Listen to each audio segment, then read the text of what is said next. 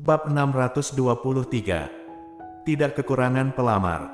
Setelah Colden mengambil telepon, dia memeriksanya dengan cepat. Apa yang kamu takutkan? Aku baru saja mengetik nomorku di ponselmu, dengarlah. Merlin menelepon dan ponsel Colden berdering.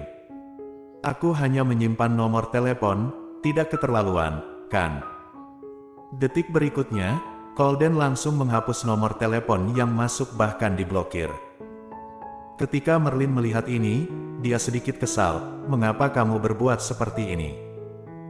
Tidak akan ada apa-apa jika menambah nomor teleponku, kamu. Dia berdiri dan mencondongkan tubuh ke arah Colden, tetapi Colden menghindarinya, lalu memarahinya, keluar. Wajah cantik Merlin melintas rasa tidak senang, kemudian berkata dengan senyum terpaksa, Colden, jangan begitu padaku, aku melakukan usaha yang besar untuk masuk ke dalam. Colden mengerutkan dahi setelah mendengar itu, serahkan kartu kamar. Merlin menggelengkan kepala, selain kamu mengeluarkan nomor teleponku dari daftar blokir, aku baru mengembalikan kartu kamar, kemudian pergi. Mata hitam Colden penuh dengan kemarahan dan kedinginan ketika diancam seperti ini, lalu tersenyum dingin. Tampaknya keluarga Duanmu tidak ingin bekerja sama dengan baik. Itu tidak ada hubungannya dengan kakakku, aku menyukaimu adalah masalahku. Kerja sama kakakku denganmu akan terus berlanjut. Colden, kamu jangan melampiaskan kemarahanmu ke orang lain. Kepala Colden merasa sakit, detik berikutnya, dia langsung berjalan ke tempat tidur untuk mengambil satu selimut, kemudian menutup Merlin dan menggendongnya keluar. Sebelum Merlin merespon selimut itu sudah menutupinya, kemudian dia dilempar keluar kamar beserta selimut itu. Bang! Suara itu sangat keras, terlebih lagi tangan Merlin terbentur ke dinding di sebelahnya, sehingga menyebabkan dia berteriak karena sakit. Kedua wanita yang menjaga di depan pintu lekas datang menolongnya. Nona Duanmu, apa kamu baik-baik saja? Ketika kepala Duanmu keluar dari selimut, Colden sudah menutup pintu dengan kejam, kemudian mengunci pintu dari dalam. Nona Duanmu, lenganmu terluka. Merlin menundukkan kepala, baru menyadari bahwa tangannya terbentur dan sekarang sudah biruan. Raut wajahnya berubah, tapi dia tidak emosi, malah mengulurkan tangan untuk memijat bagian biruan itu dan memanyunkan bibir. Memang pria yang tidak pandai sayang pada wanita. Benar Nona Duanmu, Colden ini terlalu keterlaluan, bagaimana? Begitu selesai berbicara, mata Merlin penuh dengan ketidaksenangan ketika melihatnya, bagaimana apa?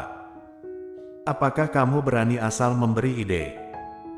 Ada lagi, aku tidak mengizinkanmu asal bicara di depan kakakku, kalau kakakku tahu aku mempergunakannya untuk mendapatkan kartu kamar Colden, saat itu. Aku tidak tahu bagaimana dia akan memarahiku. Pembantu hanya bisa menganggukkan kepala setelah mendengar ini. Aku sudah tahu Nona Duanmu, kalau begitu apa yang harus kita lakukan sekarang? Yang penting aku sudah mendapatkan nomor teleponnya, juga sudah melakukan hal yang ingin dilakukan. Merlin teringat dengan nomor telepon yang dihapusnya sebelumnya, lalu merasa dia telah menolak telepon yang sangat penting. Kita pulang dulu. Merlin berdiri, lalu merapikan baju, kemudian tersenyum menatap pintu itu, lagi pula kelak kita akan bertemu lagi. Asteris. Setelah Colden menutup pintu, dia membolak-balik ponselnya. Kemunculan Merlin membuat suasana hatinya menjadi kesal. Seluruh kamar penuh dengan aroma parfum yang menyengat. Colden mengerutkan dahi, lalu membuka jendela, kemudian menyuruh layanan pembersihan kamar dan menghirup udara segar di balkon. Lokasi hotel sangat bagus, berada di pusat kota, jadi dia yang berdiri di balkon dapat melihat seluruh lalu lintas kota. Jika ada orang di sampingnya pada saat ini, maka sangat baik. Colden masuk ke halaman WeChat, lalu membuka dialog pesannya dengan Audrey.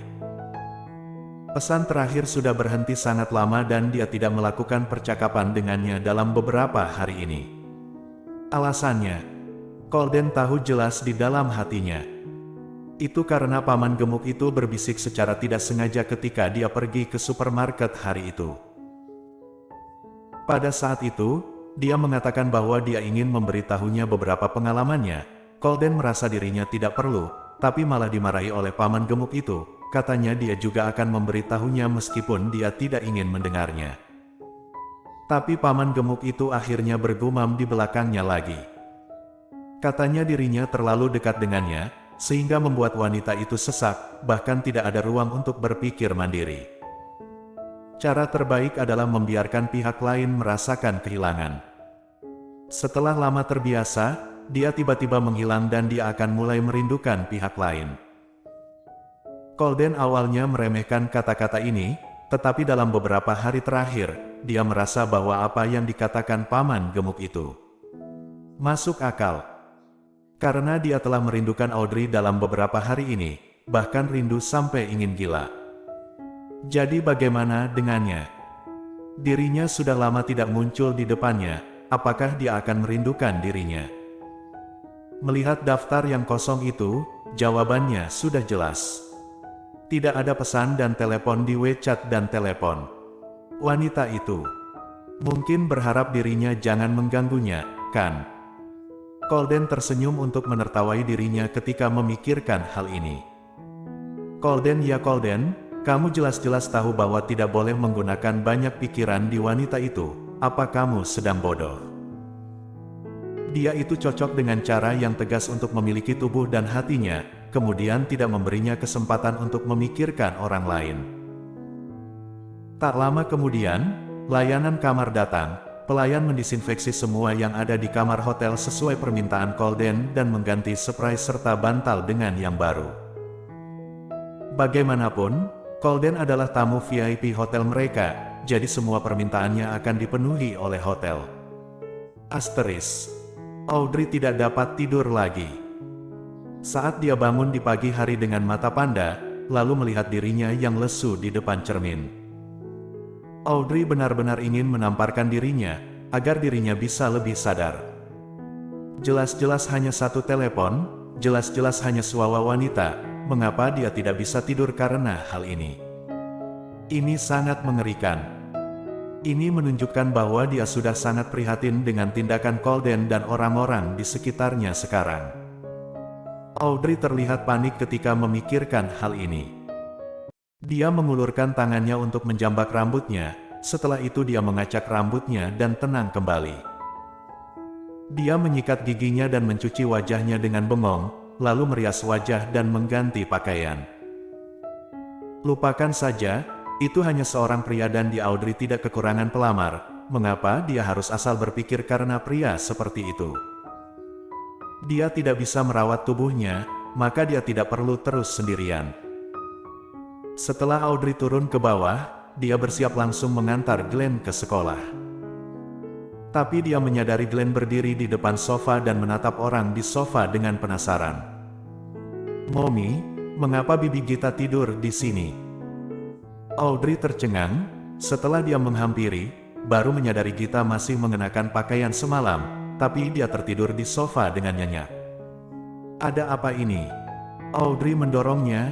"Gita, ngantuk sekali, biarkan aku tidur sejenak." Gita membalikkan tubuh, alhasil jatuh ke bawah sofa sehingga ada suara bang. Dia membuka matanya karena kesakitan, lalu melihat Audrey dan Glenn sedang menatapnya dari samping dan kedua matanya penuh dengan rasa ingin tahu. Bersambung.